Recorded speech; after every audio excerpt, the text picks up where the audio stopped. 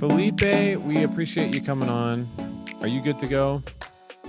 I'm good to go. Nice, man. Felipe, can you tell us a little bit about yourself? You're in New Jersey, right? I am in New Jersey. My wife and I are responsible for a core now, the Red Bank core. It's a beautiful facility. We've been in New Jersey for about 6 years now. We were in New York before that. And before Annabelle and I took over the core leadership, she was the core minister assistant and I was the assistant music director for the New Jersey division.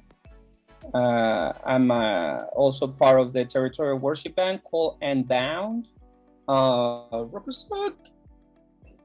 And yeah, that's me, man. I'm from Chile. My parents are officers down there in the beautiful country of Chile. My language is Spanish, and I know a little bit of English to defend myself.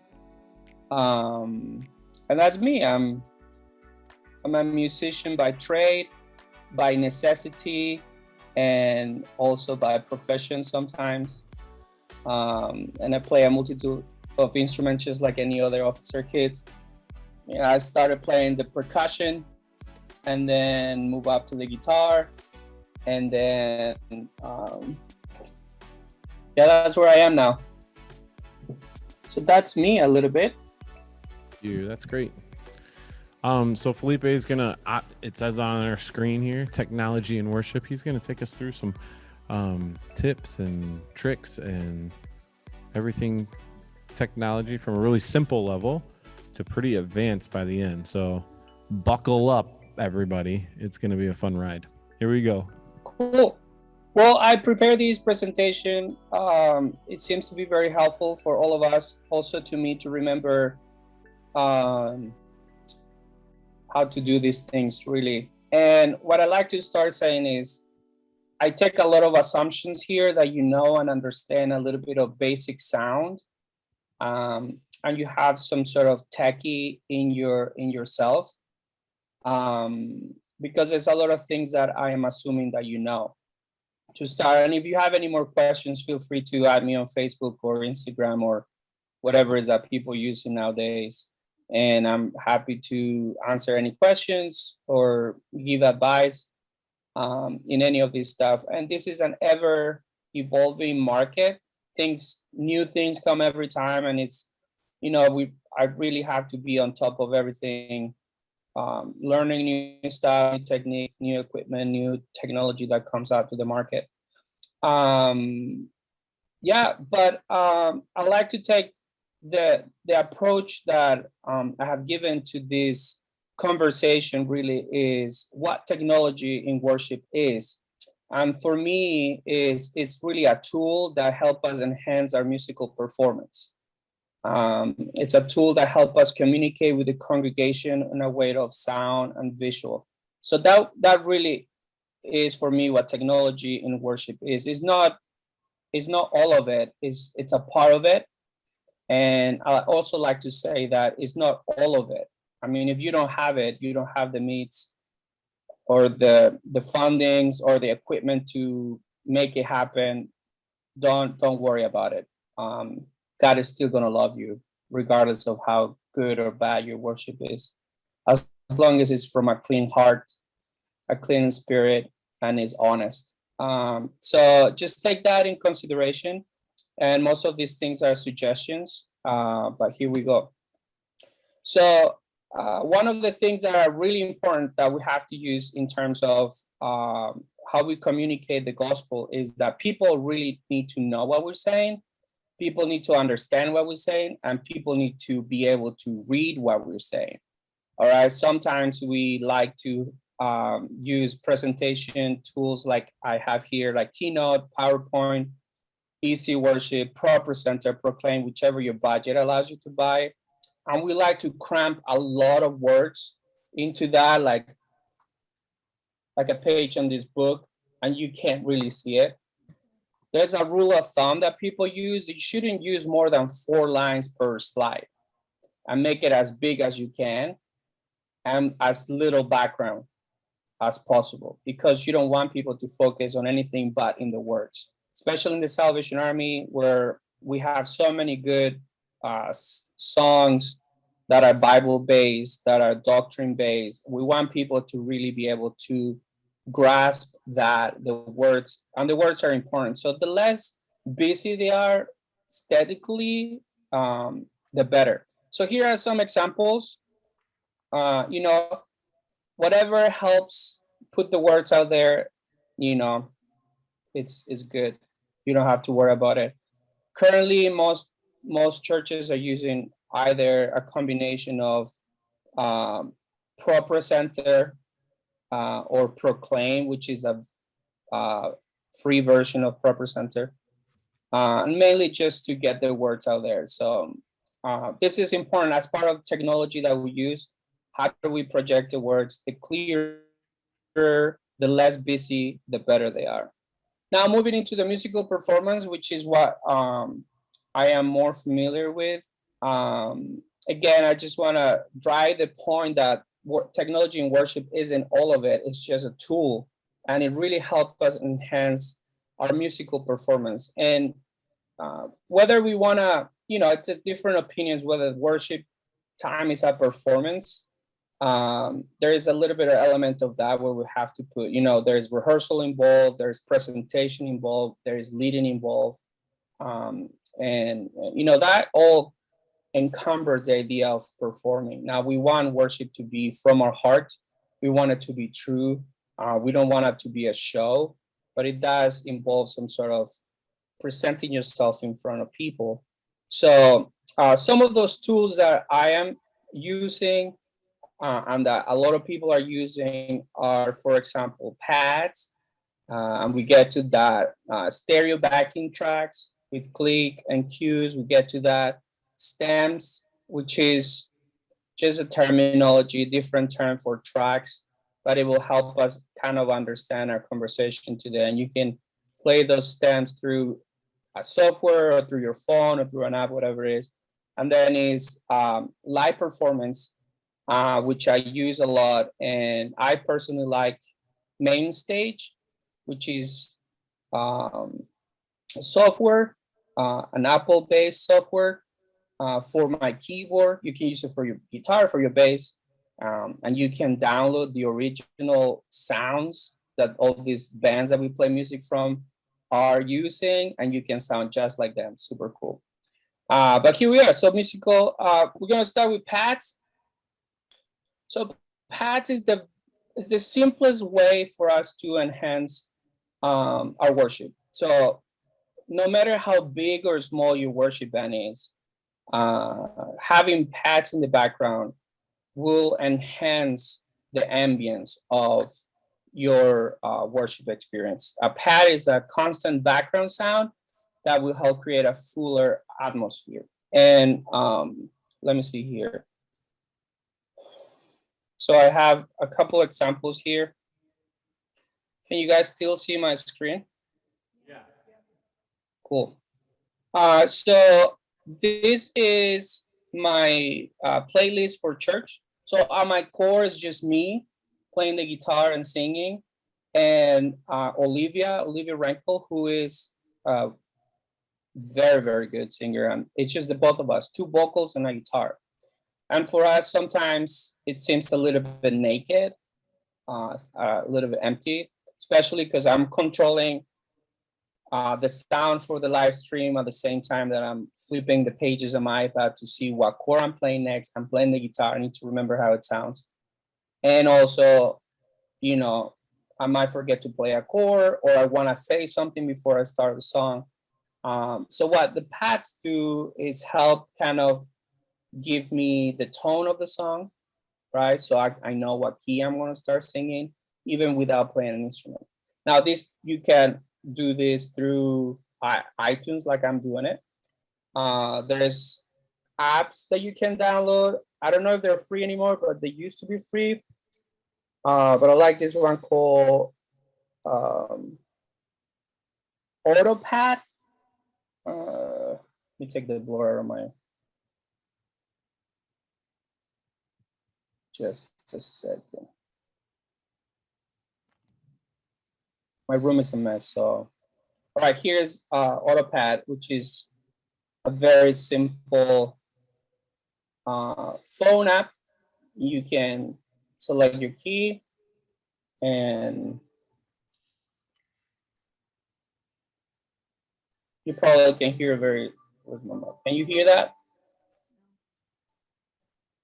So here it's playing the key of B now, but it's the same idea here. So what this does is it helps you create an environment, right? Can you guys hear the pad? Yeah, we can hear. So if you take a deep breath now, breathe through your nose, exhale through your mouth. If you notice just the calming effect of the pad going through just helps set an atmosphere, right? And then you can start talking about how your week was. You know, God was great. He blessed you. He provide for you. And you introduce the song. We're gonna praise God. Please stand or sit, and then we're gonna sing together the song. And you start playing. And this is the key of G. You might not hear my guitar, or you might, maybe.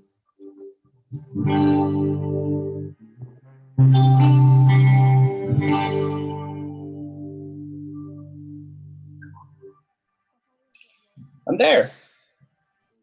So it really helps just establish a tone. Now, pads don't have a rhythm. Pads don't have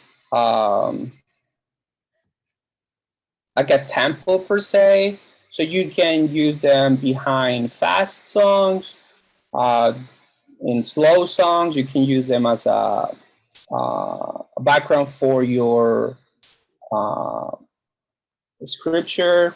There's multiple uses, not only for worship, but it really helped, again, enhance the whole worship experience.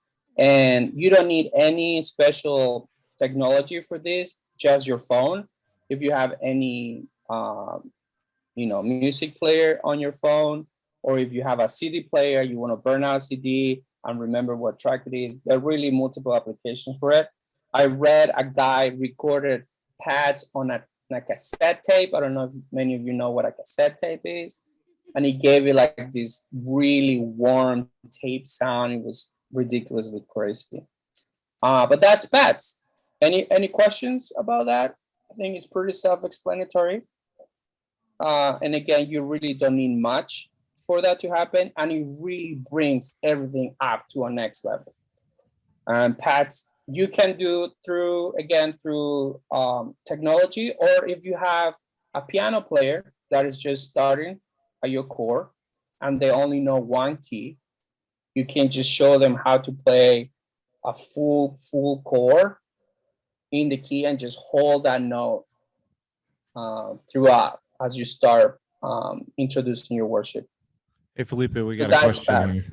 Yeah. Oh, I was just about the app. I was about the name of the app. Oh, Autopad is the name of the app. Autopad. Autopad. Yep.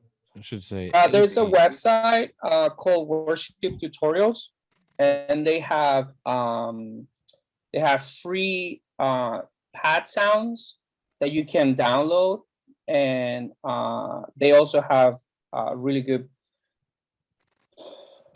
pad packages for all sort of keys. And you can find different styles of pads. Here we have minor pads. This is super cool. We have minor Gregorian pads, and you hear this G minor. Yeah, we can't see the window that you have. We still see the presentation. Oh, you don't see that one? Yeah, we don't see the other one. But you take, the free, oh, there we go. you take some of these pads and you put it's in his iTunes library, right? So then you just play it from iTunes, and you just use a 1/8 inch jack or whatever adapter to go to your. Yep. You just plug it into a direct box. Yep. Yep. Yep. Plug it into a direct box and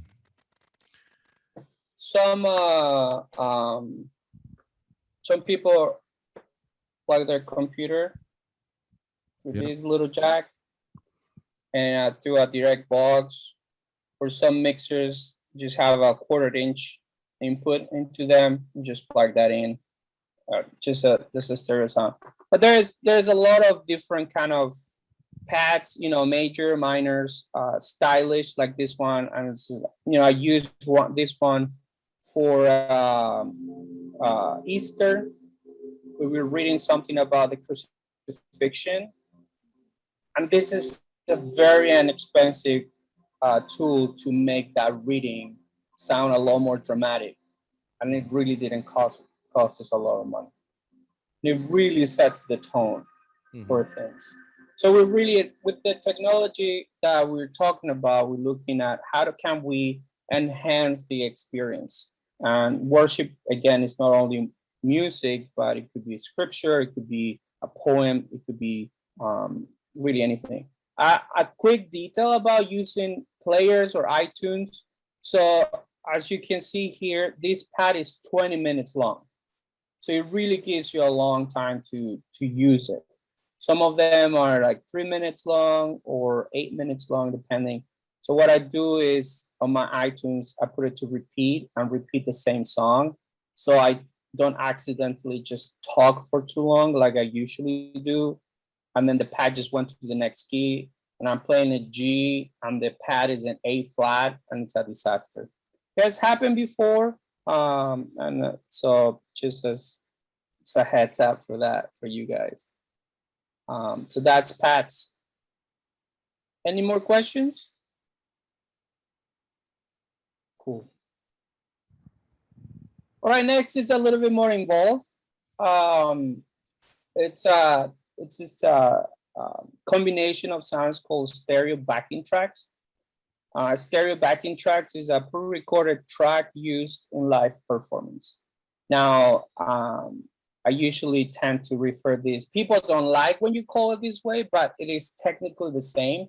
Like when you go to a karaoke, I haven't been to one. I just see them on the TV often in the shows that I watch. People like to go sing karaoke. But karaoke really is a stereo backing track. You know, it's music that you recognize. It gives you a count in.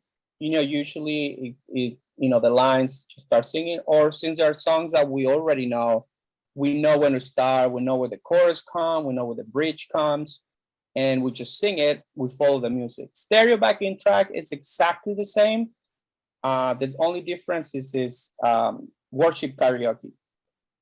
Now, why stereo? This is very important because stereo is sound that is directed through 2 or more ways. All right, and here's where I hope that you understand what stereo means. Ken, if you have more questions, you can, you know, reach out to me or whoever that can help you. For this, you can also use your phone or an MP3 player, or your computer.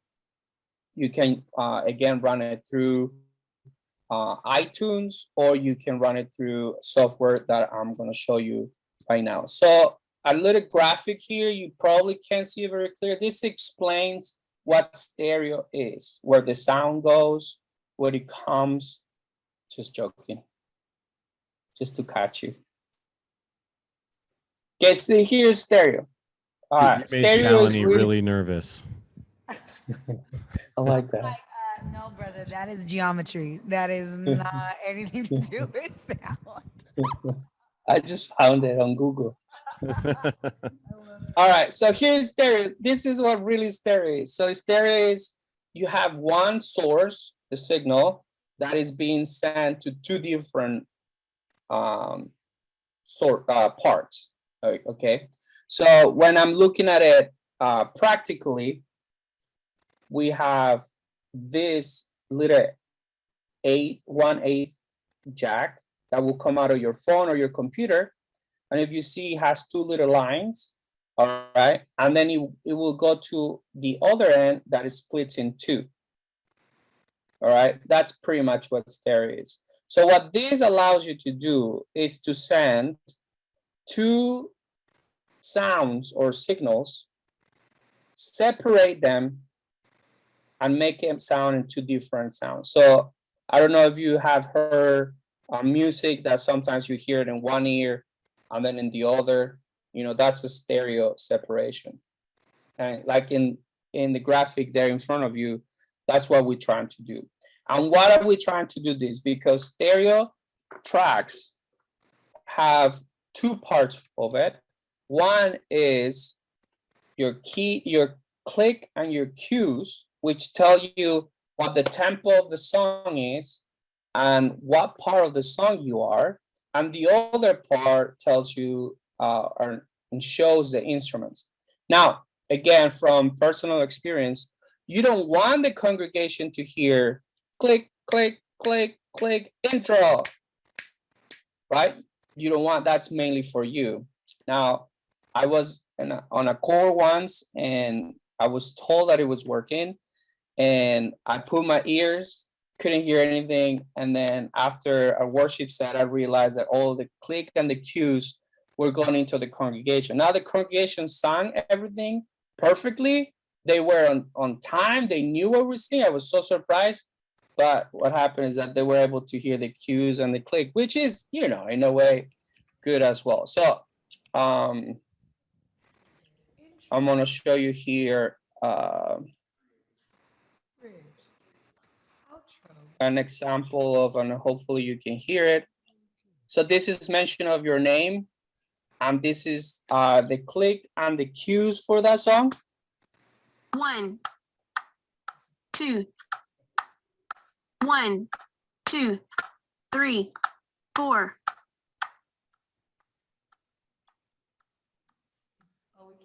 That's all of it. That's it, right? And that's the click and the cue. So it gives you the tempo. So you're playing and it tells you where you are in the song, which is very helpful. Now, with Unbound, we're a territorial band and we're from different corps. We all have different jobs, different responsibilities. And for us, it's hard to come and rehearse often as we would like to. But since we adopted to play with click and cues, our rehearsal time has dropped. It has dropped a lot. Our rehearsal time really is just mostly run-throughs because we have the click and the cues.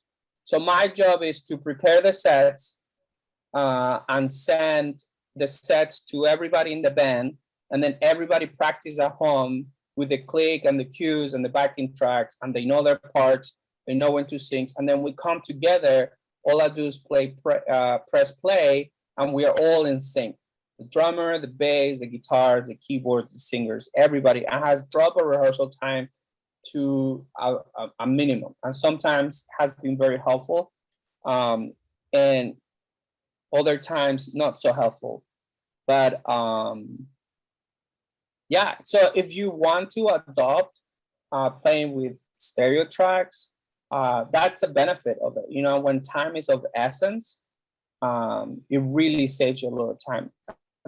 Another thing that it helps you is if you didn't practice at home, which you should know the songs already. But if you feel the touch of the Holy Spirit, or you just want to sing a lot and you don't want to play anymore, doesn't really matter, because there is something in the backing track that can supply that sound.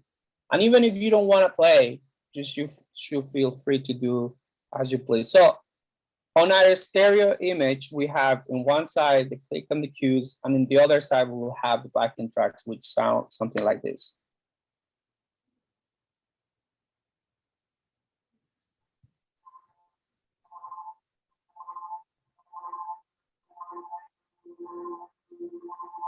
Now this will be the part of the congregation that will just hear this, and then you will play your instrument if it's your part.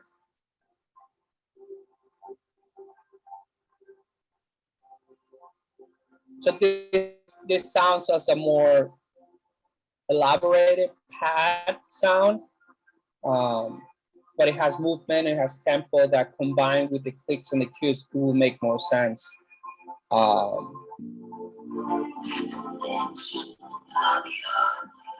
This one has some backing vocals as well. So that will play underneath your worship band or even underneath you if you're a solo singer. And it just really enhances the experience, your own experience worshiping, and also the congregations. And in my experience, playing with tracks by myself has been very freeing, in the sense of, sometimes I don't want to, I just want to worship, and I don't have to worry about having to be the sole source of the music. There's music happening, so I can worship. Also, I don't have to worry to know what's coming next, because the cues are going to tell me what's coming next. So that has given me a lot of freedom into my own worship experience. So that is a stereo backing track, which is a combination of both. Again, just to summarize that, why stereo? Because you need to separate your source into two, and one will be the click and the cues that only your band will hear, and the other will be the instruments that the congregation will hear.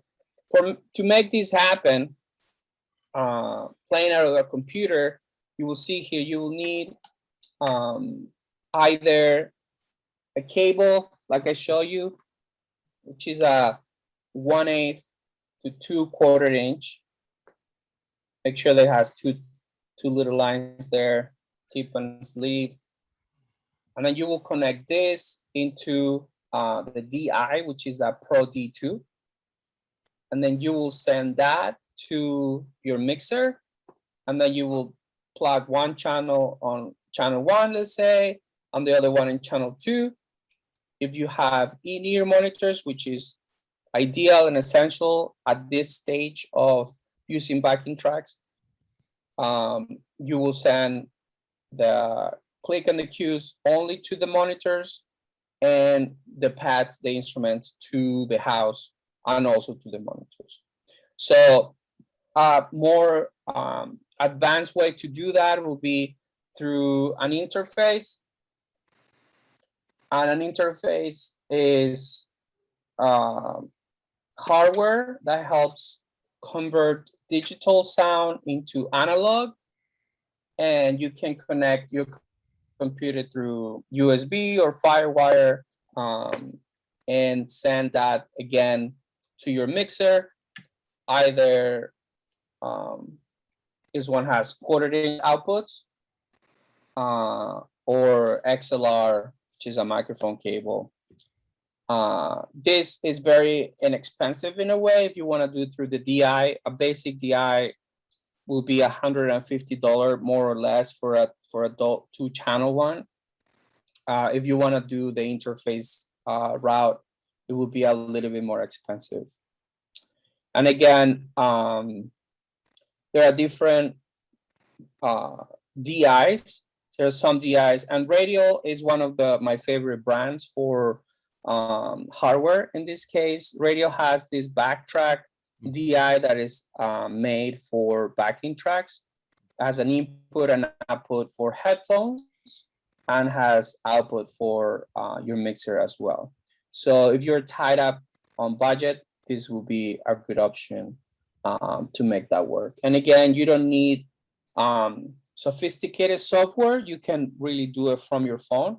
And there's a lot of free resources online.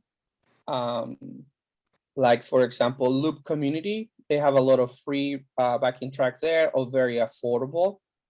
Some of them are, $5 for a whole song. And these are just people that are doing this backing track on their own. Or you can go to multitracks.com. Multitracks.com is the company that have the original recordings. They sell you their stems for that. So that's a little bit more pricey. I think each song is about $40, but each song has like 20 tracks. So you get every instrument plus background vocals. So that's that. Any questions with that?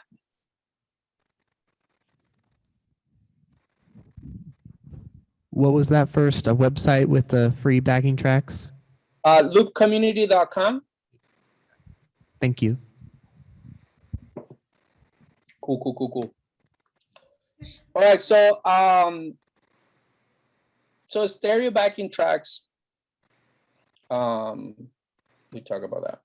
Now the next one, it's a lot more involved. I will say most professional worship bands and professional singers, if you want to, professional bands, whoever you see on stage, are using some sort of stem backing tracks. And now I just wanted to make a difference between stereo backing tracks and these kind of tracks. You know, you can call it tracks, it's the same thing, but I just wanted to make a difference so to facilitate our conversation. So we're gonna call this kind of tracks stems. And stems is a combination of multiple instruments that are recorded, and you have access to this and you play them through a software. So like I said, is the same idea as a backing track, but in this case, it's individual instruments. So for example, the song that we just played, Mention of Your Name, has drums, have guitars, have pianos, have vocals, have 7 keyboards, has a bass guitar, a bass loop, has percussion, has tons of instruments. Now, if you have a drummer, you perhaps don't want to use the drum track, right? And using stems, you have the ability to mute that instrument. As with the backing tracks, you have to play the whole thing as one. But so this, it's a little bit more involved. It's a little bit more work for whoever is preparing it. And I'll show you that why. So when you get a free file for stems or backing tracks, or you purchase one, first you should be very organized in how you deal with your stuff. So here we are. So here is N-Bound Worship Multitracks. So here we have N-Bound Multitracks. So here's a bunch of a Multitracks. So when you purchase them or you create it yourself, you get multiple files like here for every single key. So for example, for Simple Pursuit, we have every single key, which is very helpful because sometimes one of our singers, whether it's a male or a female, you know, sometimes the keys are different. They can't sing in the same key, so we need to use a different key. So this is a simple way for me to grab the file, double click it, it loads, I save it in my project, and then we're ready to go. But here is what I want to show you. So Simple Pursuit has 1, 2, 3, 4, 5, 6, 7, 8, 9, 10, 11, 12, 13, 14, 15. It has 16 tracks. So this song alone has 16 tracks. So, you know, it is one instrument per track. And to make that work, I use a software called Ableton. Ableton, it's a very, very useful software for what we do. It has everything we need in terms of audio routing and all those sort of things. So let me find it here. Here we go. So here is Ableton. Now, are any of you familiar with Ableton? Yes? No? Yeah, a couple. Cool. Yeah, so let me unzoom it because this is my performance screen. I need to see it big. Where is it?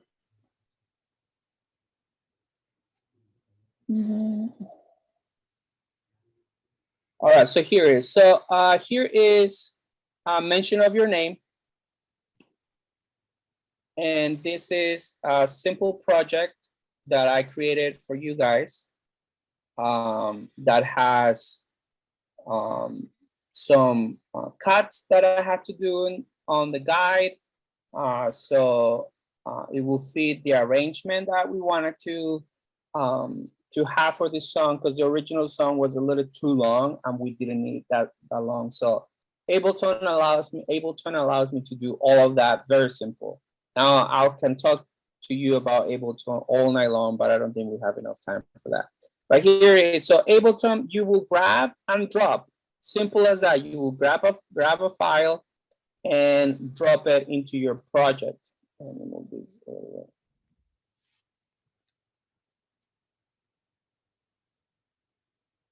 So on what side would that be? This side. I have labeled click track, and it's there your guide, your loop, every instrument. So in Unbound, we have a very good drummer. So if you see here, there's no drums, so because I don't have to drop it. Now the bass, this is a very straight line. It's like a more of a sustain of a pad sound. So we left it there just to add some sustain to whatever Simon is playing on top. We usually don't have a bass track because Simon is really good at it and he fills all the holes. For this project we did. We have tons of keys, tons of screen. Doesn't matter how many fingers you have, doesn't matter how many keyboards you have at the same time. It is impossible to play all of the parts at the same time. And we just wanna, again, enhance the sound of what we're using. And these are the background vocals were a reference that I used to send out to the band so they know ideas for harmonies and all that. So here in the bottom, you can see my routing. Right now they're all on the master because I'm using Zoom for it. But here I'll have the ability to assign every track to a different channel on my interface. So this is the smaller interface I have. I have for Unbound and have 8 in, 8 out interface. So what I do is I have 8 outputs. So I do click in 1, cues in 2, drum, percussion in 3, and so on and so forth. And I assign every track to every channel, and I give that tail of XLR cables to the sound guy, and they can mix that underneath the band. So our band, on a good day, it's about 7 or 8 of us. 4 vocalists, drum, bass, guitar, keyboard, a piano, an acoustic guitar. And then underneath all that, we have percussion, we have other keys, we have other piano parts, we have effects and strings, things that we don't have live. We have them through the track. So this is what it will sound like. This is what it will sound like in our ears. 1, 2, 1, 2, 3, 4.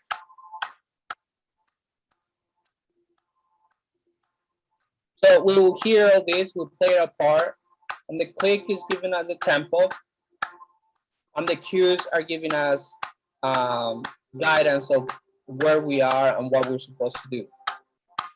So for example here. 1, 2, 3, 4. As the verse.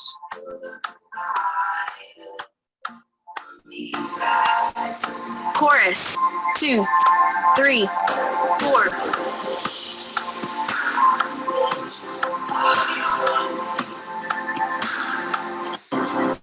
Bridge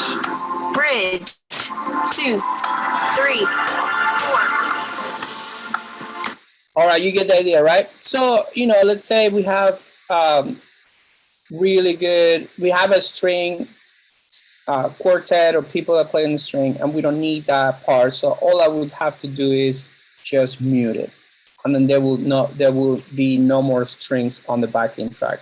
That's why Ableton is super simple for me to use. Also, we have tons of projects already load up into I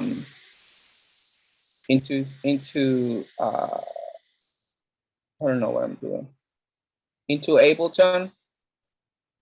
Let's see, let me show you something. Okay, here we go. So something I've done with Ableton is I've created a master template. Don't save the changes.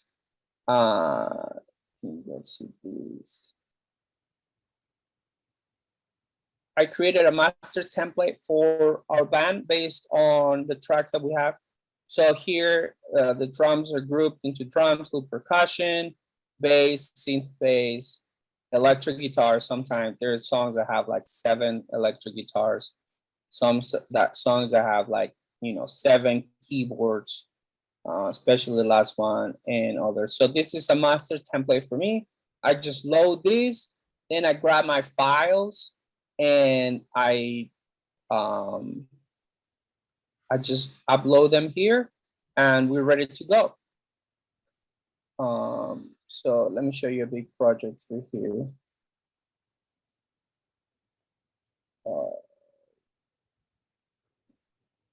Okay, here.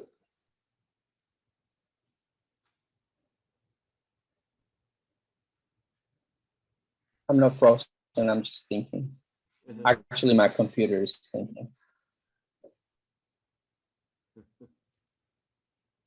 All right, here we are. So here is a project for youth councils that we went to recently.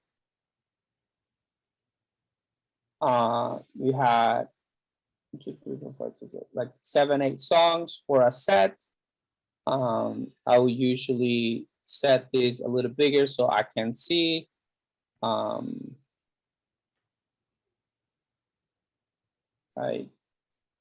subtract this. Oh wait. All right, so this is my interface. So all my tracks are in a line. So all I do is, start the first one. Off we go. Intro. Enter to the next one. 2. Soul on fire. 2, 3, 1, 2, 1, 2, 3, 1. Praise the hallelujah. 2. So on and so forth. So I have access to start the songs, finish the songs with the click of a button. In this case, enter or space bar for me. When my computer is far away from me, I use a little device like this. This is a Nano Controller. It has all my buttons here that you can assign. It also has my faders here for all my tracks. So let's say, that one of the guitars is too loud, I just turn all the guitars down purely for sound, just to help the sound, guys. So I don't have to go to the computer. Sometimes space is very limited, so we have to find options for that as well. So this is Ableton. Now Ableton does take a little bit of time to get used to it. I only use it to play tracks. I don't record in this or do anything. Sometimes I do little projects on it, but for any recordings we use Pro Tools, and then we just export all that into WAV files and we upload it on Ableton. And this is a very solid platform. I think in all the years that I've used it for the past 7, 8 years, I think I can't remember it crashing twice at most. So it's very solid, very, very steady. It does everything I needed for me to do. So that is a little bit more involved. I'm more involved idea of what stems are or backing tracks, where you can have a different instrument assigned to a separate channel and give every channel its proper sound shape. You know, sometimes the guitars might be too loud or the bass is too boomy. You want to give the sound people the ability to shape that sound based on the environment that you are. So for us, since Unbound, we do mostly territorial events or youth councils, we usually have access to bigger sound systems with a lot more channels to use. So we have the ability to use this kind of technology. Again, to enhance our own experience with worship, to enhance the experience of the people that are worshiping with us. Also, in a practical way, it has helped us and saved us so much time rehearsing. So there are other options for Ableton. One of those is Prime. Prime has a software called Prime Multitracks. This is from loopcommunity.com. And it's the same idea as Ableton. This is just cloud-based. So you will have to upload your backing tracks to their server, and then you download them like I did here for mention of your name. And what it does is exactly the same as Ableton. It gives you separate channels, cues, click, you can turn them on, solo them. It gives you access to an arrangement, and it works exactly the same as Ableton. One other thing, the cool things I like about this one, about Prime, is that you have access to change the tempo much faster than Ableton. So for example, if your song is too slow, you just want to put it faster, you just do it there. Or if you want to change a key, it would transpose it right away. So that's pretty cool. So Prime is free, I think. Last time I checked, I haven't used Prime in a minute. But that's pretty cool. A lot of people like it. A lot of people use it. You know, it's pretty steady. I personally don't have enough time to upload all the songs and all the files. Sometimes are really big that it take a long time. So I'd rather I have everything on an external hard drive.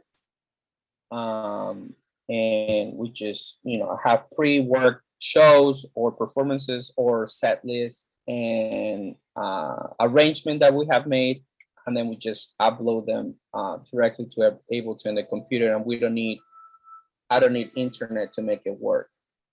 Another option for playing tracks is something that still not accessible for computers, but it is for your app in your phone or in your iPad, is from Multitrack. It's called Playback. And Playback is exactly the same as Ableton and Prime, only it's just iOS app device application. It's same, you have access to multitrack.com or your own files that you want to upload, and it works exactly the same thing. The cool thing about Playback is that you can also assign tracks to different channels if you connect that through an interface, and you will have the same as Ableton. But if you want to start somewhere, I would suggest, you know, looking around, asking questions, see what's more comfortable, and just dive in and learn it. So excited for all you guys. One thing that I do want to say is, before I go this, if we have time, Josh, just let me know. Yeah. A lot of the work that I do, if I put in percentage, 85% of everything I do is troubleshooting. There is always a problem. There's always something is not working. There's always something that needs to work in a different way because of the environment that we are. Most of my job is to know how things work and make them work. So if you are interested in developing a skill in worship, in technology, in worship, I will suggest you spend a lot of time reading, digging in the internet, asking questions, joining Facebook groups or clubs or anything, because a lot of it with hardware and software is knowing how they work and how to make them work and how to be flexible for those things to work. Because at the end of the day, you don't want to be playing a song and nobody can hear it, the band can hear it, the people in the congregation can hear it. So we don't want to do. So a lot of the work that I do actually is like knowing how to make these things work, knowing them as the back of my hand for those things to work. Any question on stems, software, hardware? Yeah, here's one. So you were talking, you know what? Tú estabas hablando acerca de Ableton, pero yo me preguntaba si se puede usar Pro Tools mejor, porque no, no me encuentro usando Ableton, pero tú sabes que la cosa de Pro Tools es la terminación .aax. No, you want me to answer in English or in Spanish? What? You want me to answer in English or in Spanish? In English, so that everybody can. All right. I would say, I mean, you can use any DAW. A DAW is a digital audio workstation. Pro Tools is a DAW. Ableton is a DAW. I think the big difference is in how many resources Pro Tools uses to function different than Ableton. So both of them are built to do the same thing, but they use a lot of different resources in your computer. So when you're thinking about performance, you have to think, okay, is my Pro Tools session going to crash in the middle of my worship session, right? So that would be a difficult thing to, having to restart it. So, the new Pro Tool license, you need internet. If you don't have your iLog flash drive, you can't use it, so it's a lot of variables with using Pro Tools to play track. Now, can you do it? Absolutely. As Pro Tools will accept any sort of audio file, or you import them from a WAV to whatever extension you're using in Pro Tools. The way you will build your sessions will be different than Ableton. You will have to do in line. So you will have 20 tracks for your first song, then space, and then you need another 20 tracks for the next song. And you can do that parallel, or you can do in sections, in blocks. And then Pro Tools is limited to how many tracks you can use at the same time. And then with Pro Tools, you will have to use an interface, and you have to assign every channel to that interface. And then you will have to account for the delay, the digital delay that you will encounter with that. And to do that will be different. Now you can work around that, and I've seen people that use it because they're more comfortable, just like people playing tracks through Logic, which is a cheaper version of Pro Tools, different builder. But I wouldn't say it is not advisable. If that is what you have, go for it, and find the best way that you can do to use it. But I will look into what's more stable, and can my computer handle it? Because it's all about resources at that stage. And you have an interface. Is my interface creating any delay on my sound? Because you don't want that really. You want as real time in your track playing as you can. But yeah, any DAW really will work. Logic, GarageBand, Ableton, Reaper, Pro Tools, tracks, Waves tracks I've seen people using. So really, whatever rock your boat, whatever you're comfortable with, whatever you actually know back and forth. If you're able to make it work the way you want it to work, hey, go for it. You know what I mean? Great. Anybody else? Yes. Do you guys need to build a Windows version for main stage? I don't think there is. He's asking if there's a Windows version of Main Stage or another application like it, maybe that's used for Windows. Yeah, I don't know if there is Main Stage it's my nemesis. I love it and I hate it because it's so unstable. Might be because I have a free version of it. But no, I don't know if there's a Windows version of it. But Main Stage it's everything for me, really. When I play keyboards for Unbound, this is where I am, Again, I have spent a lot of resources and time in the past trying to emulate sounds, creating, and it's a very rewarding process. But when you are, I think a time when you have to really get something out there, I found that, each track cost me like $3-4 for the original sounds, and I connect my keyboard, my mini keyboard in it, and I have the sounds that I need the way I need it to be built. So, yeah, Main Stage, it's a resource hoard in a way. My computer fan started to run as soon as I initiate the software. But it's just everything I need in one place. So I cannot run Ableton and Main Stage in the same computer because that's just too much. But if you're a keyboard player, I will suggest that you look at that Main Stage, which is again turns your computer into a powerful multi-instrument and effects processor. So this actually, can you guys see this picture? Yeah. This is actually my rig, my live rig. I'm using a very old Mac laptop that a friend of mine gave me.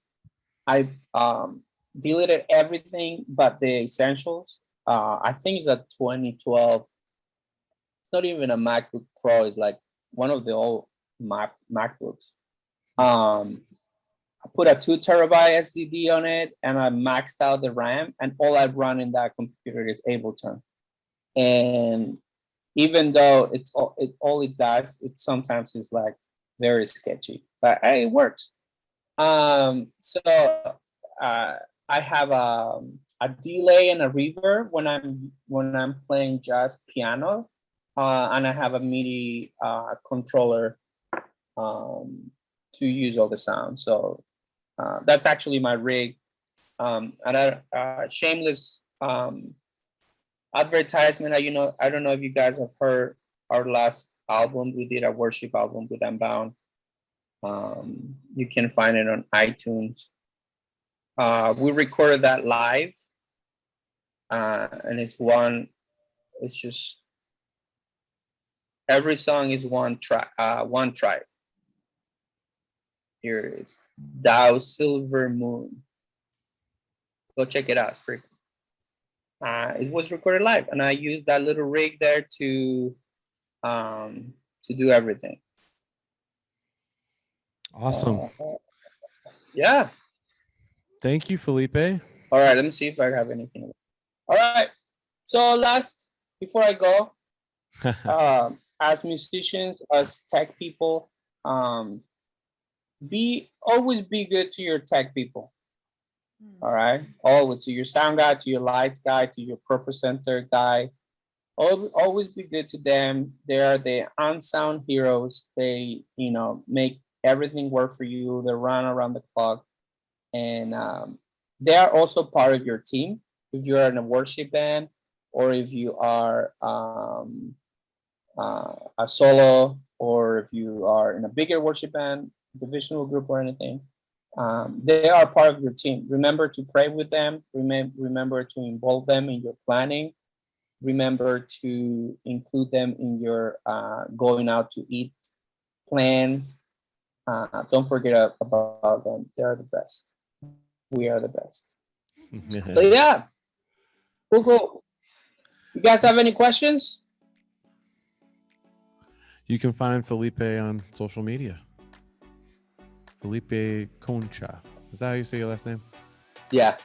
Nice.